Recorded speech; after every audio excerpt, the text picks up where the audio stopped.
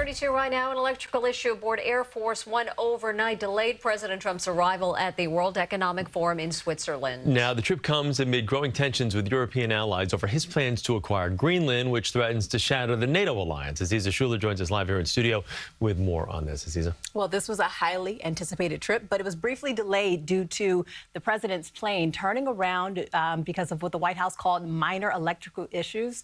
President Trump is now en route to Davos for the World Economic Forum. It's an annual gathering of top business and government leaders from around the world. President Trump making his way to Davos for the World Economic Forum, where he plans to hold meetings with allies there to discuss his push to acquire Greenland. We need it for security purposes. At the White House Tuesday, 1 year into his second term, the president wouldn't say how far he's willing to go to gain control of the self-governing Danish territory. You'll find out. We will work something out where NATO is going to be very happy and where we're going to be very happy.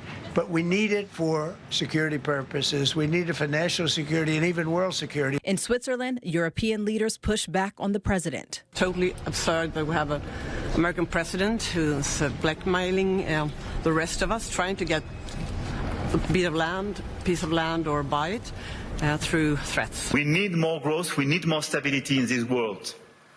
But we do prefer respect to bullies.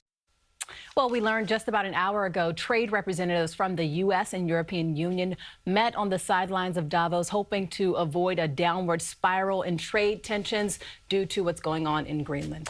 And Aziz, the president expected to land shortly in Switzerland. What can you tell us about what he will address and the rest of his agenda? Right. So he's supposed to use this speech to discuss what he calls the strength of the U.S. economy, unveiling a plan the White House says would allow Americans to tap into 401k funds for home down payments.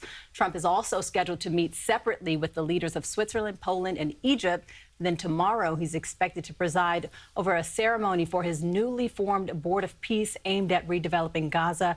And this is all coming amid a fragile ceasefire. And as of this morning, we learned Israel and Egypt both agreed to come on board of that Board of Peace.